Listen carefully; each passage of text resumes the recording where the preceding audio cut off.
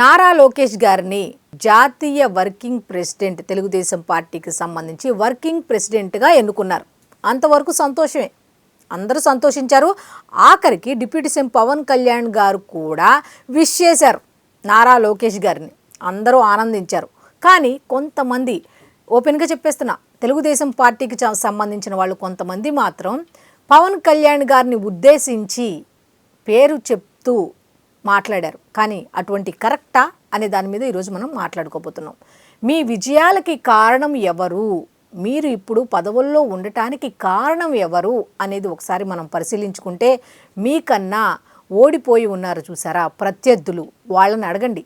పవన్ కళ్యాణ్ గారి వ్యక్తిగత జీవితాల నుంచి, తర్వాత వాళ్ళ ఇళ్లలో ఉన్నటువంటి ఆడపిల్లల గురించి, లేకపోతే ఆయనకి సంబంధించి రకరకాల విషయాల గురించి మాట్లాడి అలిసిపోయి ఎన్నికల్లో ఓడించాలని ఎన్నో కోట్ల రూపాయలను ఖర్చు పెట్టి కూడా పరాభవం చెందినటువంటి ప్రత్యర్థులు ఉన్నారు చూసారా, వాళ్ళని అడగండి. 2024 ఎన్నికల్లో గెలుపుకు కారణం ఎవరు, పొత్తుకి కారణం ఎవరు అనేది వాళ్ళని అడిగితే చెప్తారు. వాళ్ళు ఇప్పటికీ నిద్ర లేని రాత్రులు గడుపుతున్నారు.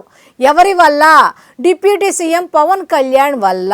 వాళ్ళు చెప్పుకుంటున్నారు, మా ఓటమికి కారణం మెయిన్ క్యాండిడేట్ ఆ పవన్ కళ్యాణ్, అనవసరంగా ఆ పవన్ కళ్యాణ్తో పెట్టుకున్నాం, అనవసరంగా అతన్ని కెలికి తప్పు చేశామని ఇప్పుడు కూడా ప్రత్యర్థులు బాధపడుతున్నారు. అంటే పవన్ కళ్యాణ్ గారి వల్లే ఇదంతా జరిగిందని ప్రత్యర్థులు చెప్పుకుంటున్నారు. కానీ పదవుల్లో ఉన్న వాళ్ళు మాత్రం చెప్పుకోవాల్సిన అవసరం కూడా లేదు.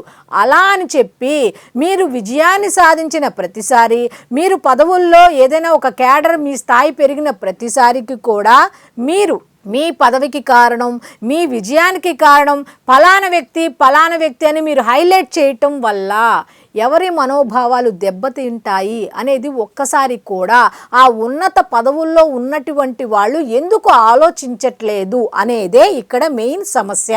అయితే నేను చెప్పేది కొంతమందికి బాధ కలిగించవచ్చు. మీరు తిడుతూ కామెంట్లు అయితే పెడతారు, అది కూడా నాకు తెలుసు. దయచేసి పెట్టకండి. నేను పూర్తిగా చెప్పేది వినండి. మీలో మీరు అట్లాంటి మాటలు మాట్లాడటం కరెక్ట్ కాదు. ఆ స్థాయిలో వాళ్ళు కరెక్ట్గానే ఉన్నప్పుడు మీరు లేనిపోని మాటలు ఈ విధంగా మాట్లాడి మీ సంతోషాన్ని వ్యక్తపరచండి. అంతేకాని ఆ స్టాండప్ కమీడియన్స్ లాగా ఎవరినో సంతోషపరచడానికి మీరు ఏం మాట్లాడుతున్నారో అర్థం లేకుండా అయితే దయచేసి ఎదుటి వారిని కించపరిచేలా మాత్రం మాట్లాడొద్దు అని చాలామంది చెప్తున్న మాట. ముఖ్యంగా జనసేనకు సంబంధించిన వాళ్ళు చాలా ఫీల్ అవుతున్నారు మీరు మాట్లాడిన మాటలకు.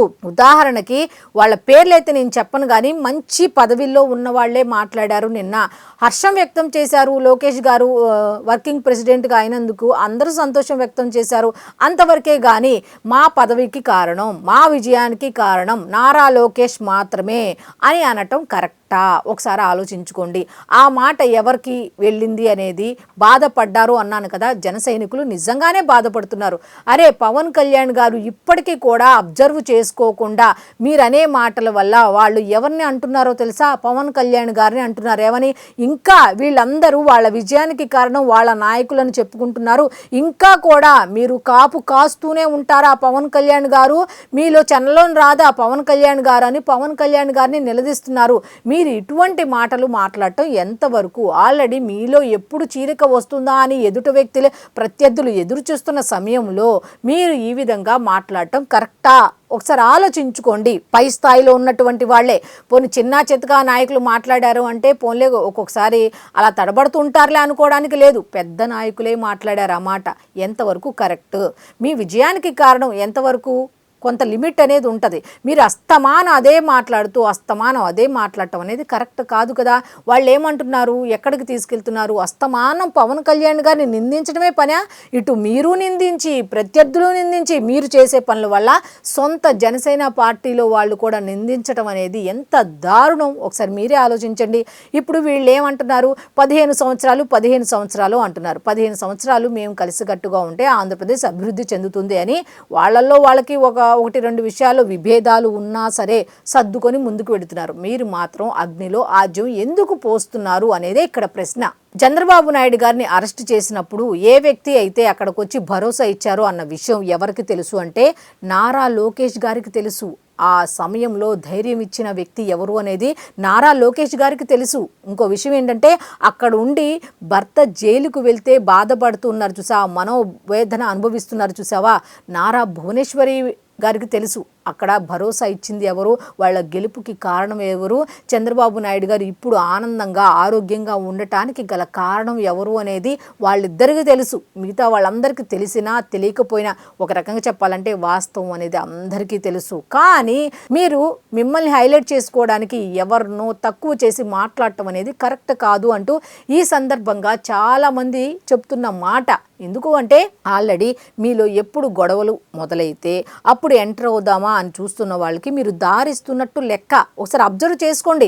ఇదేం నేను తప్పుడు ఉద్దేశంతో చెప్పట్లా. చాలామంది నాతో డిస్కస్ చేశారు. చూసావా వాళ్ళు ఎలా మాట్లాడుతున్నారో పవన్ కళ్యాణ్ గారి గురించి, చూసావా వాళ్ళ గెలుపుకు నారా లోకేష్ కారణమంట, టీడీపీ వాళ్ళు కారణమంట, చంద్రబాబు నాయుడు గారి కారణం అంట అని ఇట్లా మాట్లాడుతుంటే వాళ్ళు మాట్లాడిన దాంట్లో తప్పేంటి అనేది అనలేని పరిస్థితి. ఎందుకంటే మీరు సంతోషం వ్యక్తం చేశారు అంతవరకు ఓకే.